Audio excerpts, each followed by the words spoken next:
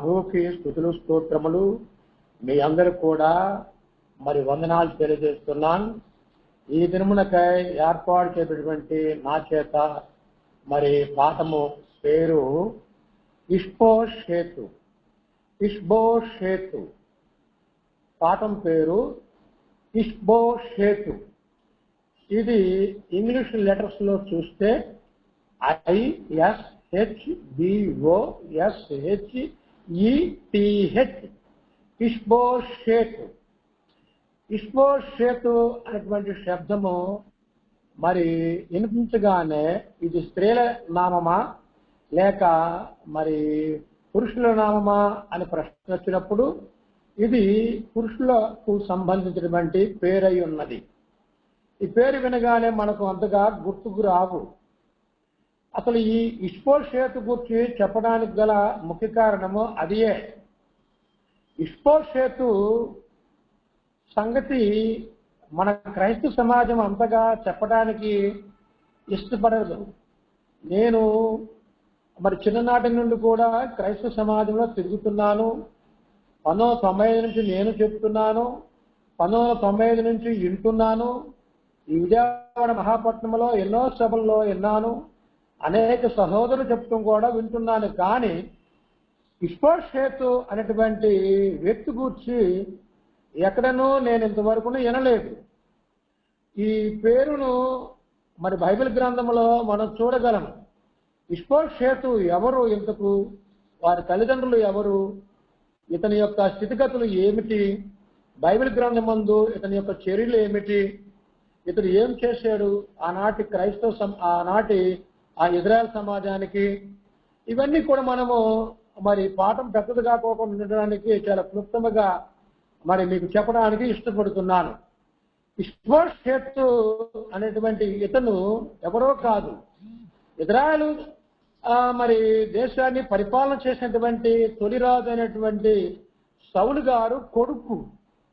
పెద్దవాడు యోనాతాను, ఇతడు చిన్నవాడు, అంటే 4వ వాడు. సౌలు కుమారులు 4, అందులో చివరి వాడు ఈ ఇష్బోషేతు. పెద్దవాడును, తర్వాత 2వ వాడును, 3వ వాడు ఈ సౌలు గారితో పాటు మరి యుద్ధములో మరణించారు. అది గిల్బోవా యుద్ధము. సౌలు బ్రతుకున్న దినములలో ఎన్నో యుద్ధాలు చేశారు. కానీ ఆయన చివరి యుద్ధం ఏదై ఉన్నదంటే గిల్బోవా యుద్ధమై ఉన్నది. ఈ యుద్ధములోనే అతడు ఆయన యొక్క 3 కుమారులు మరణించారు. ఈ సమాచారము 2వ సమూయేలు గ్రంథము 1వ అధ్యాయము 6 నుండి 10వ వచనాల వరకు కనిపిస్తుంది. చదివితే మనకు తెలుస్తుంది. ఆ యుద్ధంలో చివరకు ఆయన కుమారులు మరణించారు. ఈ సౌలు కూడా మరణించే స్థితికి వచ్చేసాడు. అతడు గిల్బోవా పర్వతం దగ్గరకు వచ్చినప్పుడు చాలా యాతన పడుతున్నాడు మరణించేటువంటి స్థితిగతుల్లో. అలాంటి సందర్భంలో అతడు చాలా ఇబ్బంది పడుతున్నాడు. అసలు ఇతడు ఎందుకని చనిపోవాల్సి వచ్చింది అని అన్నట్లయితే ఇతడు దేవునికి అనుకూలముగా బ్రతకలేదు. దేవునికి అనుకూలముగా బ్రతకలేదు. రూబేను మొదలుకొని బెన్యామీను గోత్రం వరకు 12 గోత్రాలు. ఆ బెన్యామీను గోత్రానికి దేవుడు అవకాశం తొలిగా ఇచ్చాడు ఇజ్రాయెల్ దేశంలో రాజుగా ఉండటానికి. ఇతడు 40 సంవత్సరాలు రాజ్య పరిపాలన చేసినట్లుగా ఆధారాలు కనిపిస్తాయి. కానీ ఇతడు 40 సంవత్సరాలు దేవునికి అనుకూలంగా బ్రతకలేదు. మరి ఎన్ని సంవత్సరాలు అనుకూలంగా బ్రతికాడని మనం ఆరా తీస్తే గ్రంథమందు ఇతడు 2 సంవత్సరాలు దేవునికి అనుకూలముగా బ్రతికాడు. అంటే 38 సంవత్సరాలు దైవానికి వ్యతిరేకముగా ఆయన పరిపాలన చేశాడు. ఇతను చేసినటువంటి ఘోరమైన తప్పిదాలు ఎన్నెన్నో ఉన్నాయి. కానీ అన్ని మనం ఈ పాఠంలో చెప్పుకోవటము అంత సమంజసం కాదు. ఉపోద్ఘాతంలో చెప్తున్నాను కనుక 2 మాటలు. 2వ సమూయేలు గ్రంథములో 2వ సమూయేలు గ్రంథము 21వ అధ్యాయం 1-2 వచనాల్లో అమోరీల ప్రస్తావన వస్తుంది. అక్కడ అమోరీల ప్రస్తావన. ఈ అమోరీలను ఈ సౌలు రాజు హతమార్చాడు. ఆ కుటుంబాల్లో కొందరిని ఈ హమోరీలు మరి నివసిస్తున్న ప్రాంతములో ఈ బెన్యామీను గోత్రం సంబంధించినటువంటి ఏరియాలో ఉన్నారు వారు. అక్కడ ఈ సౌలు రాజు యొక్క కుటుంబీకులు వారి మీద పెత్తనం చేస్తూ వారిని అణిచివేసేటువంటి ధోరణిలో ఉండి వారిని హతమార్చారు. చాలా వరకు అమోరీలు హతమారిస్తే ఏమై ఉన్నది అని మీకు ప్రశ్న రావచ్చు. యెహోషువ కాలంలో మరి 7 జాతుల వారు అక్కడ ఉన్నప్పుడు యెహోషువ నాయకత్వంలో 7 జాతుల వారిని నిర్మూలన చేయడం జరిగింది. అందులో అమోరీలు కూడా ఉన్నారు. కానీ అమోరీల్లో మిగిలిపోయిన వారు కొంతమంది చిన్న శేషం మిగిలారు. అక్కడ వాళ్ళు ఏం చేశారంటే ఈ యెహోషువతో ప్రమాణం చేయించుకున్నారు. అయ్యా, మీ చెంత మేము బ్రతుకుతాం, మిమ్మల్ని ఏమీ మేము అనజాలము, మీ చేతి కింద బ్రతుకుతాము, మమ్మల్ని బ్రతకనివ్వండి అని బ్రతిమాడుకున్నప్పుడు యెహోషువ కాలంలో ఇవి యెహోషువ గ్రంథంలో ఉన్నాయి. అవి మనం ఇప్పుడు చదవలేం. ప్రమాణం చేయడం జరిగింది. యెహోషువ కాలం నుండి సౌలు రాజు కాలానికి వస్తే 100 సంవత్సరాలు కనిపిస్తాయి. అంటే ఆనాటి అమోరీలతో చేసుకున్నటువంటి ప్రమాణాలు ఇతగాడు తుంగలో తొక్కేశాడు, వారిని హతమార్చాడు. అది కూడా ఇతని మీదకి నేరంగా వచ్చింది. ఈయన చనిపోయిన తర్వాత దేశం మీదకి కరువు తీసుకొచ్చాడు శాపముగా తండ్రి అయినటువంటి యెహోవా. ఆ కరువులో 3 సంవత్సరాలు ఇబ్బందులు పడ్డారు దావీదు కాలంలో. అది వేరే ప్రస్తావన. ఇక్కడ మనకు కావాల్సింది ఏమై ఉన్నదంటే ఇతడు ఆ గిల్బోవా యుద్ధంలో చివరికి చనిపోయే పరిస్థితి వచ్చింది. కొనవుపుడుతూ ఉంటున్నాడు, మాట్లాడగలుగుతున్నాడు. అటు ప్రాణం పోవట్లేదు. అటుగా ఒక అమాయకుడు పోతుంటే వాడిని పిలిచి నన్ను చంపేయిన ఆయన, నేను తట్టుకోలేకపోతున్నా నీ బాధను అన్నప్పుడు ఆ అమాయకుడు దగ్గరకు వచ్చి అతన్ని మరి చంపడం జరుగుతుంది, చనిపోతాడు. ఆ యుద్ధంలో ఈ సౌలు రాజు ఆయన 3 కొడుకులు చనిపోయారు. ఇక్కడ ఇష్బోషెతు మరి యుద్ధంలోనికి వెళ్ళలేదంటే వెళ్ళలేదు. కారణం ఏమిటో మనకు తెలియదు. అది మరి అన్నలు, తండ్రి, వారి కుటుంబ సభ్యులు అందరూ వెళ్ళి యుద్ధం చేస్తున్నప్పుడు ఇతగాడు ఇంటి దగ్గర ఏం చేస్తున్నాడు? కొన్ని చిన్నవాడు అంటే చిన్నవాడు కాదు. అప్పటికి ఇతనికి ఇష్బోషెతుకు 40 సంవత్సరాలు ఉన్నట్లుగా మరి ఈ గ్రంథం అందుకు కనిపిస్తుంది. 2వ సమూయేలు గ్రంథము 2వ అధ్యాయం 8 నుంచి 10 వచనాల్లో చూస్తే అతని వయసు అక్కడ లిఖింపబడి ఉన్నది. కనుక ఇష్బోషెతు గురించి ఎందుకు మనం చెప్పుకోవాలి అని ప్రశ్న మీకు ముందుగా యుద్ధోద్ఘాతంలో చేశాను. ఇప్పుడు మరలా ప్రశ్న మీకు వేస్తున్నాను. అంటే మీకంటే కాదు, ప్రశ్న వేసి సమాధానం చెప్పడానికి ముందుకు సాగుతాను.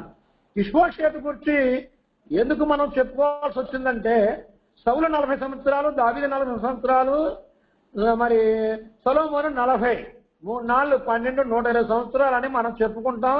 ఎక్కడ చూసినా ఇదే చెప్తారు. కానీ ఇష్బోషెతు కూడా పరిపాలన చేశాడు. అది సంగతి. ఇష్బోషెతు కూడా పరిపాలన చేశాడు. అతడు 2 సంవత్సరాలు పరిపాలన చేశాడు. ఎంతమంది మీద పరిపాలన చేశాడు ఇతగాడు అన్నట్లయితే ఇతడు తండ్రి అయినటువంటి ఆయన సౌలు గారు మరణించాడు, అన్నలు మరణించారు 3. అంతటా ఆ సౌలు యొక్క బాబాయి కొడుకు అబ్నేరు ఈ సౌలు దగ్గర సైన్యాధ్యక్షుడు. అతడు ఆ గిల్బోవా యుద్ధంలో చనిపోలేదు, అతడు బ్రతికి ఉన్నాడు. అప్పుడు ఏం చేశాడంటే అబ్నేరు మరి సౌలు యొక్క లాస్ట్ సన్ ఇష్బోషెతు అతన్ని పట్టాభిషేకం చేశాడు. ఇతడు ఈ అబ్నేరే చేసి ఈ ఇష్బోషెతు దగ్గరే అబ్నేరు సైన్యాధ్యక్షుడిగా కొనసాగుతున్నాడు. ఇష్బోషెతు తండ్రి దగ్గర కొనసాగాడు. ఇష్బోషెతు దగ్గర కూడా అబ్నేరు సైన్యాధ్యక్షుడిగా కొనసాగుతున్నాడు. ఇటు విషయాలు మనకు 2వ సమూయేలు గ్రంథము 2వ అధ్యాయము 8 నుంచి 10 వచనాల్లో చూస్తే ఈ సంగతులు మనకు స్పష్టమవుతూ ఉంటాయి. సేమ్ టైంలో అనగా గిల్బోవా యుద్ధంలో సౌలు మరణించగానే ఇష్బోషెతు పట్టాభిషేకం జరిగింది. అతను 2 సంవత్సరాలు పరిపాలన చేశాడు. అబ్నేరు సైన్యాధ్యక్షుడిగా ఉండగా అదే సమయంలో దావీదు కూడా పట్టాభిషేకం జరిగింది.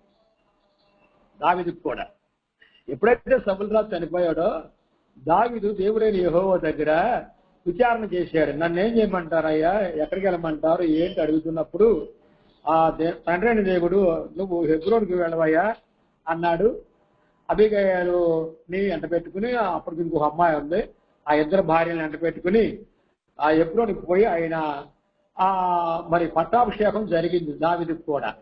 ఎవరెవరు చేశారంటే యోధా గోత్రానికి సంబంధించిన పెద్దలు వచ్చి ఈ దావీదుకు పట్టాభిషేకం చేశారు.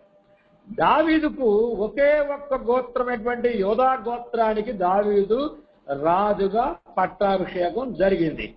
హెబ్రోన్లో ఉండి పరిపాలన చేసుకుంటున్నాడు. ఇతగానికి దావీదుకు ఒకే ఒక్క గోత్రము ఇవ్వబడింది. మిగిలిన గోత్రములన్నీ కూడా ఇష్బోషేతు అండలోకి వెళ్ళిపోయాయి. ఆ 11 గోత్రాలకు మిగిలినటువంటి ప్రాంతాలకు ఇతర ప్రాంతాలు ఉన్నాయి.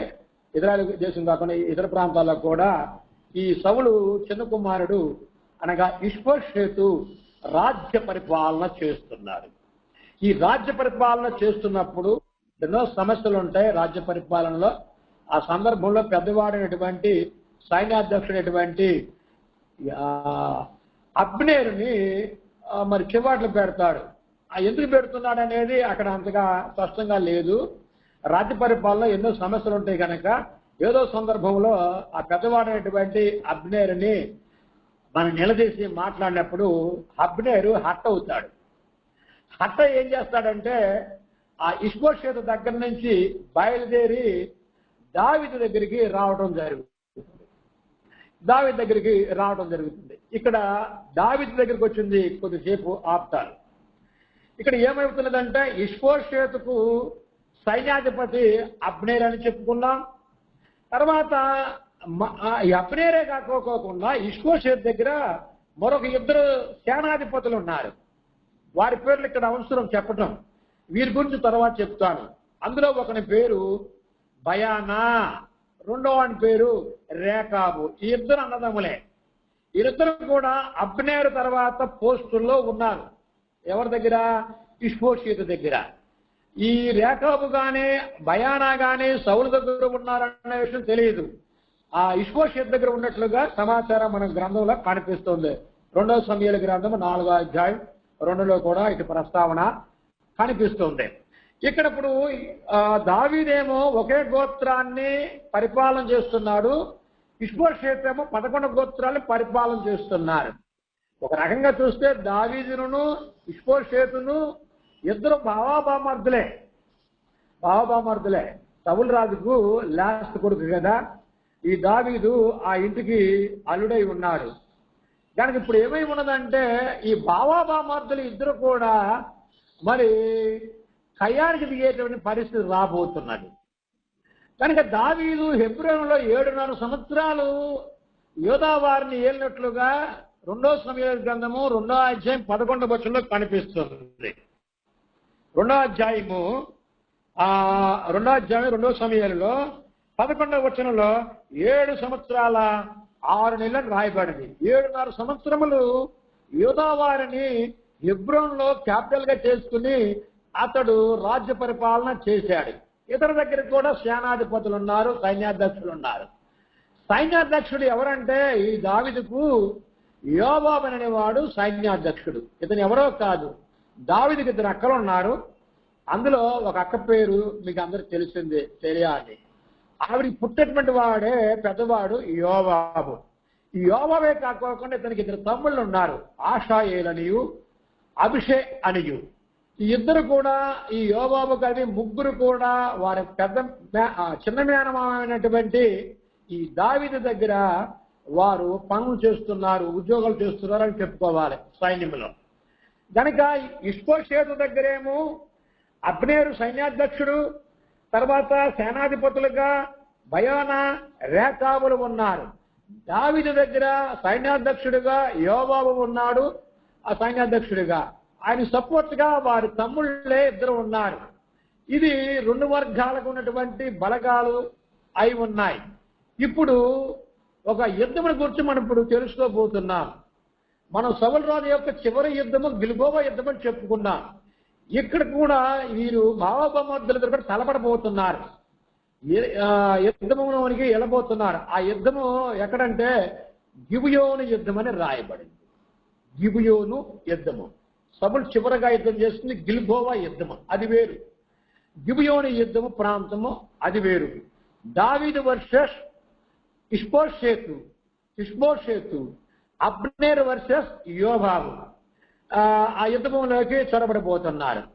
అక్కడ వెళ్ళినప్పుడు యోవాబు యొక్క మనుషులు సైన్యము అబ్నేరు సైన్యాన్ని అబ్నేరుని ఎగతాళి చేశారు. అప్పుడు అబ్నేరుకు కోపం వచ్చి యోవాబుతో మాట్లాడతాడు. ఏమిటా మీ వాళ్ళు ఎగతాళి చేస్తున్నారు డామ్ డూమ్ అని మాట్లాడతాడు. అప్పుడు యోవాబు ఏమంటాడంటే మా వాళ్ళు ఇట్లాగా మాట్లాడతారయా అని గట్టిగా సమాధానం ఇస్తాడు. అలాంటప్పుడు ఇద్దరు ఏమనుకున్నారంటే మీ తరపున 12 మంది, మా తరపున 12 మంది, అంటే దావీదు తరపున 12 మంది, ఇష్బోషేతు తరపున 12 మంది. అక్కడ గిల్బోవా కొనలు అనేవి ఉన్నాయి. అక్కడ ఒక కొన మీద వాళ్ళు, ఒక కొన మీద వీళ్ళు ఉన్నారు. మధ్యలోకి అటు 12 ఇటు 12 పంపించారు. పంపించినప్పుడు దావీదు దగ్గర ఉన్నటువంటి 12 మంది ఇష్బోషేతు యొక్క తరపునటువంటి 12 మందిని ఓడగొడతారు. అలా ఓడిపోయిన తర్వాత 2 వర్గాలు కలబడతాయి, యుద్ధ భూమిలో కలబడుతున్నాయి. ఇటు విషయాన్ని 2వ సమూయేలు గ్రంథము 2వ అధ్యాయము 15-16లో స్పష్టంగా రాయబడి ఉంది. 2 వర్గాలు కూడా గిబియోను యుద్ధము స్టార్ట్ అయిపోయింది. ముందు 12 మంది అయ్యారు, అటు 12 మంది అతను అయ్యారు. యోవాబు 12 మంది వారిని ఇష్బోషేతు యొక్క 12 మందిని వాడగొట్టడం జరిగింది. అంతటా మిగిలిన వారు అందరూ కలిసి కలబడ్డారు. ఈ కలబడిపోయినప్పుడు అబ్నేరు సేనలో నిలవలేక పారిపోయారు. విన్నారా? అబ్నేరు సేనలో నిలబడలేక గిల్బోవా యుద్ధములో పారిపోతున్న వాళ్ళని యోవాబు సేనలు తరుముతున్నాయి. దావీదు కూడా తరుముతున్నాడు. కానీ ఈ అబ్నేరును చంపాలని యోవాబు తమ్ముళ్ళలో ఒకడైనటువంటి ఆషాయేలు అనేవాడు పరుగున పరిగెడుతున్నాడు. యుద్ధాయుధాలతో అబ్నేరు వెనకాల పడ్డాడు. ఈ ఆషాయేలు బాగా రన్నర్, ఇతను బాగా స్పీడ్గా పరిగెత్తాడు. అతను ఉన్నటువంటి స్టాటస్ అలాంటిది. కనుక ఈ అబ్నేరు చంపి వారి మేనమామ దగ్గర మెప్పులు పొందాలని అనుకుంటున్నాడు. యుద్ధంలో ఎవరొకరు చంపేసుకునే పరిస్థితే, అది న్యాయమే. కనుక అబ్నేరు తరుగుతున్నప్పుడు అబ్నేరు ఏమంటాడంటే 2వ సమూయేలు గ్రంథము 2వ అధ్యాయం 22లో అరే ఆషాయేలు నిన్ను చంపడానికి పరిగెత్తుకుంటూ వస్తున్నావు, కానీ నిన్ను చంపాలంటే చిట్లో నేను చంపగలను, కానీ మీ అన్న ముఖం చూడాల్సి వస్తుంది, మీ అన్న దగ్గర నేను చిన్నబుచ్చుకోవాల్సి వస్తుంది. కనుక నువ్వు ఎవరన్నా చూసుకోరా, పారిపోతున్న వాళ్ళు చాలా మంది ఉన్నారు, నా దగ్గర నుంచి తొలగరా అన్నాగానే ఈ ఆషాయేలు చావు దగ్గరికి వచ్చినట్లుగా కానీ వాడు మాట వినలేదు. అబ్నేరు వెనకాల పడితే అబ్నేరు సీనియర్ ఆడు చాలా యుద్ధాలు చేశాడు. ఈడేమో లేత కుర్రోడు, యోవాబు తమ్ముడు. అబ్నేరు ఒక దెబ్బకి వీడిని చంపేశాడు. అంటే యోవాబు తమ్ముడు ఆ గిల్బోవా యుద్ధంలో చనిపోయాడు. ఇది కడుపులో పెట్టుకున్నాడు యోవాబు, ఇప్పుడు మరలా వెనక్కి వస్తున్నాను. అబ్నేరును ఇష్బోషేతు ఒక సందర్భంలో అతన్ని నిలదీసి మాట్లాడుతున్నప్పుడు అబ్నేరు బాధపడ్డాడు, కలప చెందాడు, హట్ అయినప్పుడు అక్కడే ఉన్నాడంటే లేడు. ఇష్బోషేతు శత్రువైనటువంటి దావీదు దగ్గరకు వచ్చాడు. ఇటు సమాచారం మనకు 2వ సమూయేలు గ్రంథము 3వ అధ్యాయము 30వ వచనము 27 వచనాల్లో ఉంటుంది. దావీదు దగ్గరికి వచ్చి మంత్రాలు చేయడానికి ఒక్కడే వచ్చాడు. అక్కడే ఉన్నారు యోవాబు తమ్ముడైనటువంటి అభిషై. ఈ అబ్నేరు చూడగానే వీళ్ళకి కోపము చాలా వచ్చింది. ఏం చేయాలి? చంపేయాలనుకుని ఏం చేశారంటే దావీదు దగ్గరికి వెళ్ళక క్రితమే ఈ అబ్నేరును మాట్లాడాలని చెప్పి ఏకాంతంగా పక్కన తీసుకుపోయి ఈ యోవాబు అబ్నేరుని చంపేస్తాడు. అసలు ఈ పాత్రలో 2 మంటలు జరిగాయి. వాటి గురించి చెప్పడానికి పాత్ర ఎత్తుకోవాల్సి వచ్చింది. ఇది తొలి మంట. కనుక ఈ అబ్నేరు దావీదుతో మాట్లాడి మరి ఏం మాట్లాడాలని వచ్చారో, సంధి చేసుకోవడానికో లేకపోతే నేను అక్కడ పని చేయలేను, నీ దగ్గర పని చేసుకుంటానయ్యా అని అడగడానికి వచ్చాడో, మరి ఎలాగైనా ఏదైనా కానీ మరి సానుకూలమైనటువంటి వాతావరణం కల్పించడానికే ఇక్కడికి రావడం జరిగింది. ఇది యుద్ధము కాదు. అతను ఒంటరిగా వచ్చాడు. ఒంటరిగా వచ్చిన వాడిని యోవాబు ఏం చేశాడంటే కడుపులో వారి తమ్ముడు చంపింది గుర్తుపెట్టుకున్నాడు. యోబాబు మతలేని పని చేశాడు. ఇక్కడ ఏమిటంటే యుద్ధభూమిలో ఎవరిని చంపవచ్చు, ఎవరి చేతులను చావచ్చు. అది యుద్ధనీతి, దేవుడు కూడా దండించేది లేదు. ఇక్కడ ఏమై ఉన్నదంటే ఈ అబ్నేరును యోబాబును వాడు తమ్ముడైనటువంటి మరి అభిషేయి ఇద్దరు కలిసి మర్డర్ చేసేశారు. ఇది విషయాన్ని దావీదుకు కూడా తెలిసింది. ఆ విషయాన్ని దావీదు చివరి రోజుల్లో చనిపోయేటువంటి ముందు తన కుమారుడైనటువంటి సొలొమోను కూడా చెప్తాడు. అతన్ని సమాధిలోనికి అంత తేలిగ్గా పంపొద్దురా కుమారుడా అని చెప్పాడు.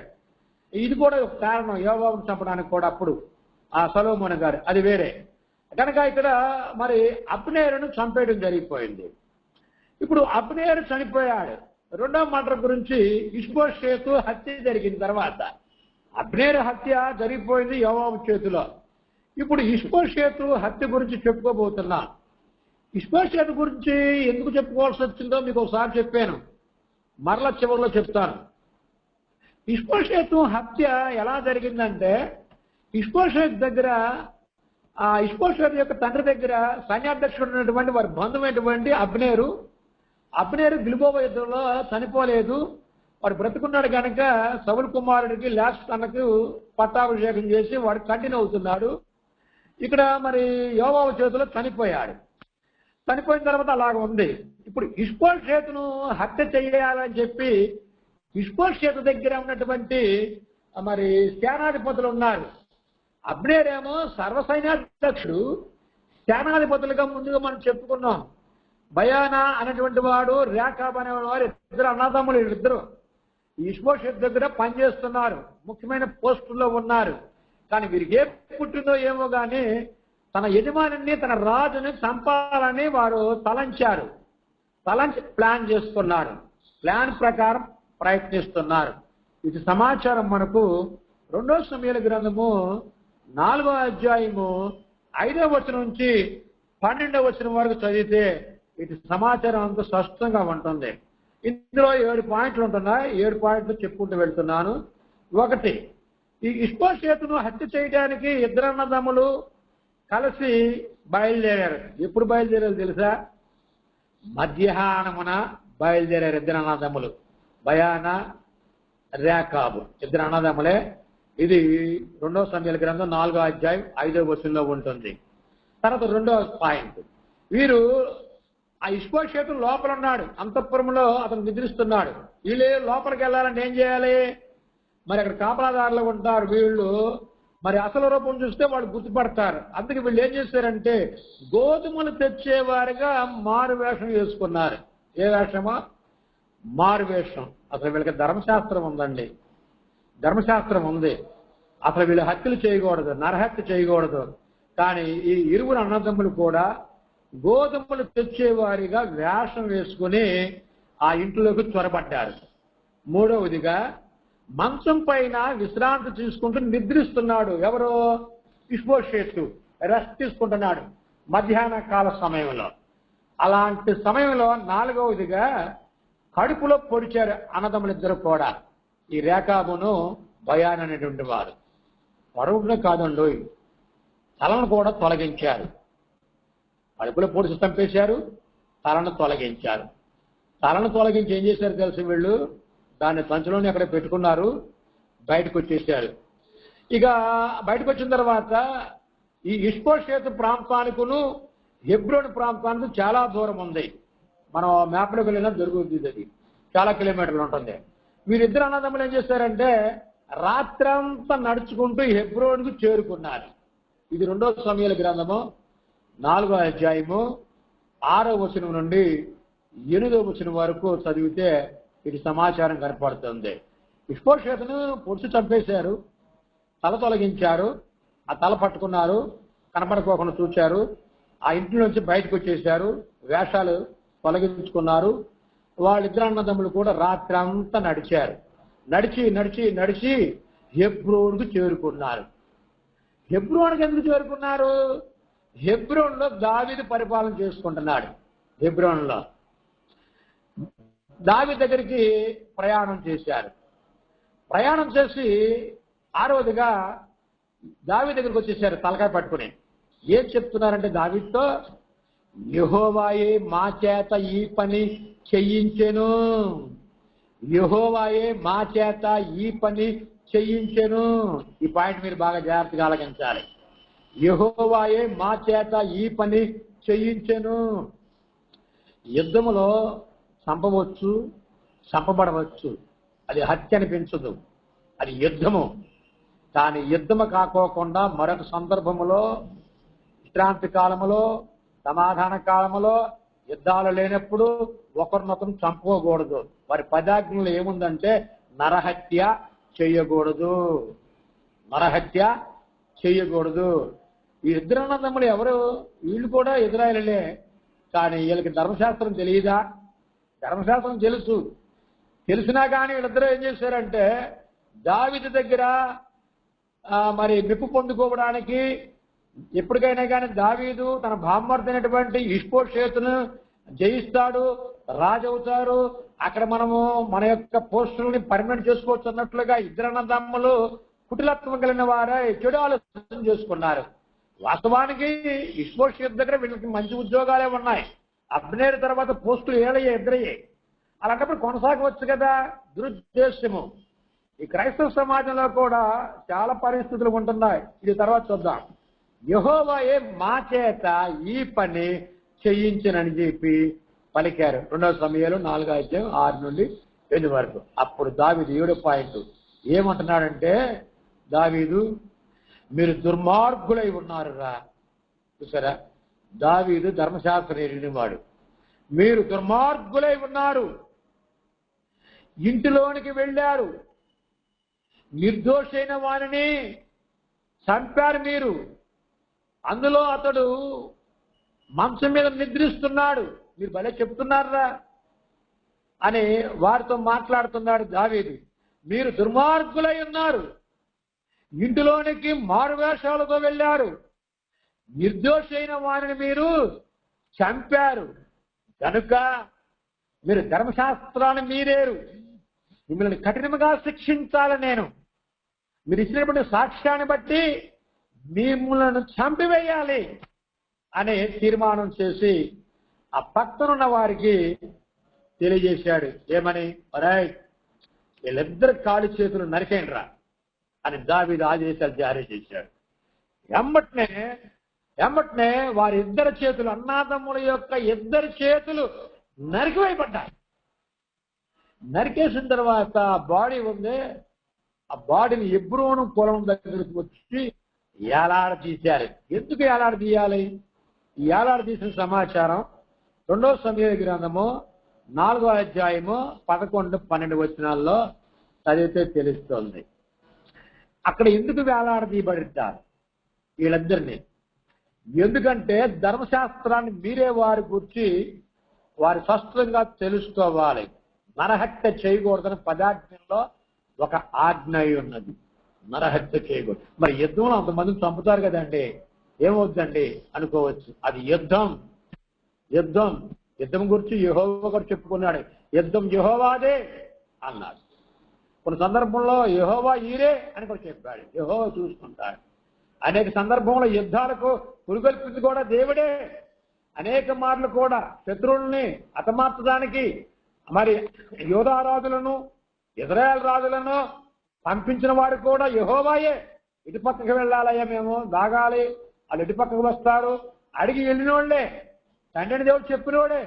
ఆ యుద్ధాలు అనేక మంది, వేల మంది, లక్షల మంది చనిపోయిన వాళ్లే. అవన్నీ హత్యలు కాదంటే అది నరహత్య కాదని గ్రంథం తెలియజేస్తుంది. కనుక ఈ దావీదు వారిని అంటున్నాడు, మీరు దుర్మార్గులై ఉన్నారు, మీరు దుర్మార్గులై ఉన్నారు. కనుక ఇష్బోషేతు యొక్క తలను అబ్నేరు యొక్క సమాధిలో ఉంచి సమాధి చేశారు. ఎందుకంటే అప్పటికే అబ్నేరు సమాధి చేయబడ్డాడు. ఈ ఇష్బోషేతు తల మాత్రం హెబ్రోన్కి వచ్చింది, మొండో మొత్తము ఆ ఇష్బోషేతు పరిపాలన చేస్తున్న ప్రాంతంలో ఉండిపోయింది. ఆ మొండని వాళ్ళు సమాధి చేసుకున్నారు తల లేకోకుండా. ఈ తల ఇక్కడికి వచ్చింది కనుక వారి బంధువైనటువంటి అబ్నేరు సమాధిలో దీన్ని ఉంచటము జరిగింది. ఇది మనకు 2వ అధ్యాయము క్షమించాలి 2 సమూయేలు 4వ అధ్యాయం 11-12లో కనిపిస్తుంది ఇటు సమాచారం. ఇక్కడ మనం చివరిగా పలుకులు కొన్ని పలకవలసి వస్తుంది. ముగిస్తాను తొందరలోనే. గనక ఇక్కడ చివరిగా పలకవలసింది ఏమిటంటే, దావీదుని ఇష్బోషేతు భౌతికముగా ఏమీ చేయలేదు. కానీ ఈ ఇద్దరు బావమరుదులు మరి గిబియోను యుద్ధంలో తలపడ్డారు కానీ ఎదురుపడలేదు. ఇద్దరు కూడా ఎదురుపడి ఎవరో ఒకళ్ళు చంపబడలా. అది సంగతి. పారిపోయారు. పారిపోయిన వాళ్ళు అబ్నేరు ఉన్నాడు, వారి సేనలు ఉన్నాయి. ఆ తర్వాత ఇష్బోషేతు కూడా పారిపోయాడు. దావీదు దొరకలా. అక్కడ దొరికినట్లయితే ఇద్దరు ఎదురుపడేవాళ్ళు ఎవరో కూడా మరి చంపుకోవడం జరిగేది. అది యుద్ధనీతి. అక్కడ హత్య అనిపించేది కాదు. ఇప్పుడు యుద్ధం లేదు, ఏమీ లేదు. యుద్ధకాలము కాదు. ఈ దావీదును ఇష్బోషేతు భౌతికముగా ఏమీ చేయలేదు. అందులోనికి దావీదు నోట్లో నుంచే ఏమొస్తుందంటే, ఇష్బోషేతును గుర్చి ఇతడు నిర్దోషి. ఆహా, యుద్ధంలోకి వెళితే శత్రువులు నరుక్కుంటారు. బావాలేదు, బామర్ది లేడు. అది యుద్ధనీతి. కత్తులతో తెగ నరుక్కుంటారు. అది యుద్ధ ధర్మము. ఇప్పుడేమన్నాడు, యుద్ధాలు లేవు కదా. ఇప్పుడేమన్నా అంటే అతడు నిర్దోషి అయిన వాడిని మీరు హత్య చేశారు అని వారి ఇరువురి యొక్క కాళ్ళు చేతులు నరికించాడు. వారిని ఏలాడదీశాడు, మిగిలిన వారికి భయం రావాలని. ఈ క్రైస్తవ సమాజంలో నిజానికి చాలా గందరగోళ పరిస్థితులు ఉన్నాయి. వాళ్ళు చేసే తప్పుడు పనులు ఉన్నాయి, ఆ తప్పుడు మాటలు ఉన్నాయి, తప్పుడు సమాచారాలు ఉన్నాయి. కానీ ఏం చెప్తారంటే, మేము దేవుని సేవ చేస్తున్నాం అంటారు. మన పైన చూసాం, యెహోవాయే మా చేత ఈ పని చేయించిన ప్రతీకారముగా. ఎవరు ప్రతీకారముగా? ఈ రేకాబును భయానని వారి బిరనాదములు వీళ్ళిద్దరు చంపేసి వాళ్ళ యజమానిని, వాళ్ళ రాజుని, ఇష్బోషేతుని చంపేసి ఆ ఇష్బోషేతు యొక్క శత్రువైనటువంటి ఈ దావీదు దగ్గరికి వచ్చి ఏం పలుకుతున్నారు వీళ్ళు? యెహోవాయే మా చేత ఈ పనిని, ఈ హత్యను ప్రతీకారముగా చేయించెను. ఎవరికరా ప్రతీకారము? ఎవరి ప్రతీకారం అది? అందులోకి యెహోవాకు ముడిపెడుతున్నారేంటి? దేవుడికి ముడిపెడుతున్నారేంటి? ఈనాడు పెద్దలైన వారు అనేకులు టీవీలో మాట్లాడుతున్నారు, బహిరంగ సభల్లో మాట్లాడుతున్నారు, మన క్రైస్తవ సమాజంలో రకరకాల బోధలు చేస్తున్నారు. కానీ ఏమంటారంటే, యెహోవా పని చేస్తున్నాం, దేవుడు పని చేస్తున్నాం అంటారు, దెయ్యాలు పనులు చేస్తారు. ఇది చెప్పడానికి చాలా లోతైన మాటలు, మరి కొంచెం వినడానికి ఇబ్బంది మాట్లాడటం, కానీ ఆ దిశగా నేను పోవట్లేదు. ఎందుకంటే మీరందరూ చాలా సీనియర్స్, మరి ఇంటున్న వారిలో బోధకులు ఉన్నారు, సహోదరుమణులు కూడా బాగా మరి విషయాలు తెలిసిన వారై ఉన్నారు. మీరు అర్థం చేసుకోవచ్చు ఈ పాయింట్ నేను రేజ్ చేసిన దాన్ని. యెహోవాయే మా చేత ఈ పనిని చేయించెను. ఆ పనికిమాల పనులు యెహోవా చేయిస్తాడా? ప్రతీకార పనులు. నరహత్య చేయొద్దని చెప్పినటువంటి దేవుడే నరహత్య చేయిస్తాడా? సమాధాన కాలంలో, యుద్ధ కాలం కాదది. అలాంటి పరిస్థితి చేస్తారా? నిజానికి క్రైస్తవ సమాజంలో చాలా మంది మరి అనరాని మాటలో పడాల్సి వస్తుంది. చాలా మంది అన్యాయముగా ఇతరుల్ని ఆడిపోసుకుంటున్నారు. నన్ను కూడా చాలా మంది అలా చేసిన వారు ఉన్నారు. ఈ సందర్భంలో చెప్పలేను, ఒక రకంగా చెప్పలేను. ఎందుకంటే చెప్తే కొన్ని ఇబ్బందులు ఉంటాయి. కనుక నేను సమాధానం కోరుకునేవాడిని, అందరితో కలిసి సహజీవనం చేయాలని మరి కోరుకుంటున్న వారిలో ప్రభాకర్ గారి లాగా నేను కూడా కోరుకుంటున్నాను. కనుక మరి ఈ విషయంలో అటు విషయాలు చెప్పదలచలేదు. కనుక దావీదు పలికినటువంటి మాటలు చూస్తే, మీరు దుర్మార్గులై ఉన్నారు. దావీదు ధర్మశాస్త్రాన్ని అప్పటికి గాయకుంటున్నాడు చక్కగా.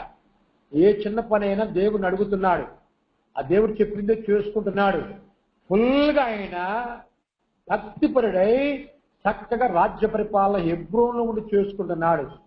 నేను గొప్పవాడిని, గొలియాతంతర వాడిని చంపివేశాను, నేను యుద్ధాలు ఎన్నో చేశాను, అమాలేకులను పూర్తిగా తుడముట్టించాను. అది మనకు కనిపిస్తుంది 2వ సమూయేలు గ్రంథంలో 1వ అధ్యాయం ప్రారంభం వచ్చినే, అమాలేకులను దావీదు పూర్తిగా నిర్మూలన చేశాను. సౌలు నిర్మూలన చేయలేనివి దావీదు చేత తండ్రి దేవుడు చేయించాడు. కనుక ఇంత పెద్దగా ఉన్నటువంటి దావీదు, జ్ఞానం కలిగిన వారు ఏం మాట్లాడుతున్నారంటే, మీరు దుర్మార్గులై ఉన్నారు అని తెలియజేస్తున్నాడు. నిజానికి నిజమైన భక్తులు, భయంతో కూడుకున్న భక్తులు, జ్ఞానానికి మూలము భయము భక్తి అని గ్రంథం తెలియజేస్తుంది. మరి బోధించే వారికి ఏముండాలి? భయంతో కూడుకున్న భక్తి ఉండాలి, అప్పుడే జ్ఞానం అంటున్నాడు ప్రభువారు. దీనికి చదువు అవసరంలా, ఏదో స్టేటస్ అవసరం లేదు. భయం భక్తికి వింటున్నారా? భయం భక్తికి స్టేటస్ అవసరం లేదు, ఎన్నో కొమ్ములు అవసరం లేదు. భయం భక్తి కలిగి ఉండుటయే జ్ఞానానికి మూలము. ఇప్పుడు జ్ఞానహీనులై అనేక మంది రకరకాలుగా మాట్లాడేవారు మన క్రైస్తవ సమాజంలో కనిపిస్తున్నారు. అన్యాయంగా మరి చూడండి, ఇంటిలోనికి పోయి మరి మారువేషాలు వేసుకుని నిద్రిస్తున్న వాడిని చంపేయటం. నన్ను కూడా ఒక అతను అడిగాడు, నువ్వు పలాని రెండవ రాకడ అయిపోయిందని చెప్తున్నావంట అని అన్నాడు ఒక అతను. అంటే నేను అన్నాను, అన్నగారు నేను పలికిన మాటలు ఏమన్నా ఒకటున్నా, నేను రాసిన 4 పుస్తకాల్లో ఎక్కడైనా ఇంటి సమాచారం అన్నా చెప్పినట్లయితే నేను లెంపలేసుకుంటాను, నేను వెనక్కి తీసుకుంటాను. నేను అట్టివాడిని కాదని చెప్పినా నన్ను మరో విధంగా భావించారు. ఇక్కడ చూడండి, మారు వేషం వేసుకుంటున్నారు, తర్వాత ఇంటిలోనికి చొరబడుతున్నారు. అది రాజు గృహం, అది వారి యజమాని గృహము. తండ్రైన దేవుడు చూస్తున్నాడు. పైనుండనే భయం ఉన్నదా? ఆ ఇద్దరు అన్నదమ్ములకు లేదు. దావీదు అందుకే వారిని గద్దిస్తున్నాడు, వారి చేతులు కాళ్ళు నరికింపజేశాడు, వారి దేహాలని ఏలాడదీశాడు. ఎందుకు? అనేలకు భయం రావాలని. ఈ దినాల్లో సేవకులు ఏ భయం కలిగి బతకట్లేదు. డబ్బుందని, పేరుందని, అనేక మంది బలం ఉందని చెప్పి భయం లేకుండా బ్రతికేస్తున్నారు. కనుక చివరి పలుకులో చెప్పాను కదా, దావీదుని ఈ ఇష్బోషెతు భౌతికంగా ఏమీ చేయలేదు. దావీదు నోట్లో నుంచే నిర్దోషాన్ని వచ్చింది. తర్వాత ఇష్బోషెతు విశ్రాంతి తీసుకుంటూ ఉంటుండగా చంపివేయబడ్డాడు. ఈ పలుకుల్లో 4వది ఏంటంటే సమాధాన కాలంలో హత్య జరిగింది. అది సంగతి. సమాధాన కాలంలో హత్య జరిగింది, యుద్ధమ కాదు. కనుక ప్రతి ఒక్కరూ సమాధానం పడండి అని ప్రభు చెప్తున్నాడు క్రైస్తవ సమాజానికి. అలనాడు జరిగినటువంటి సంగతుల్లోంచి మనం ఏమైనా నేర్చుకోవాలంటే సమాధానాన్ని వెతికి దాన్ని వెంటాడండి అని చెప్పబడింది. సమాధానాన్ని వెతికి వెంటాడమని మనకు ఆజ్ఞపూర్వకముగా దేవుడి పిల్లలైన మనకు దేవుడు ఇచ్చినటువంటి ఆజ్ఞది. సమాధానం ఎదుగుతున్నారా? వెంటాడే ప్రయత్నం కొందరు చేస్తున్నారు, కానీ దాన్ని అర్థం చేసుకుంటున్నా. చనిపోయేలేపు ప్రతివాడు కూడా సమాధానాన్ని వెతికి దాన్ని వెంటాడాలి, అందరితో సమాధానంగా బ్రతకాలి. నేను పెద్ద, నేను చిన్న అనేది కూడా ఉండకూడదు. ఇక ముగిస్తున్నాను. ఇష్బోషెతు గురించి చెప్పడానికి కారణం మీకు చెప్పాను. ఒక సహోదరుతో మాట్లాడుతున్నప్పుడు ఒక అతను అన్నాడు ఈ మధ్యకాలంలోనే, ఏమనంటే, అన్న సౌలు రాజు 40 సంవత్సరాలు అంటారు, దావీదు 40 సంవత్సరాలు అంటారు, సొలొమోను గారు 40 సంవత్సరాలు అంటారు. మరి ఇష్బోషెతు గురించి నువ్వు ఇలా చెప్తున్నావు, ఆయన 2 సంవత్సరాలు పరిపాలన చేశారని ఇది ఎవరు చెప్పట్లేదన్నా అన్నాడు. అతడు అన్నదానికి నేనేం బాధపడలేదు, కానీ గ్రంథంలో ఉన్న ప్రతి మూలలు కూడా మనం చెప్పుకోవాలి, చదువుకోవాలి, అర్థం చేసుకోవాలి. ప్రతిది కూడా చెప్పడానికే లిఖింపజేయబడినది. కనుక మీరు కూడా ఎవరైనా చెప్పారో లేదో నాకు తెలియదు, కానీ ఈ 6 సంవత్సరాల్లో ఈ దినాన నేను ఇష్బోషెతు గురించి కొంత సమాచారాన్ని మీకు ఇవ్వగలిగానని ఆశిస్తున్నాను. ఇష్బోషెతు ఇతడు సౌలు రాజుల్లో చివరి వారు. పాఠాన్ని ముగిస్తున్నాను. చాలా విషయాలు ఉన్నాయి, కానీ వీరి గురించి మరొక గ్రంథంలో మరొక పుస్తకాల్లో ఉన్నాయి, కానీ ఈ పాఠానికి అంతగా మరి సంబంధం లేనివి. పాఠం ఇంతటితో ముగిస్తున్నాను. చిన్న ప్రార్థన చేసి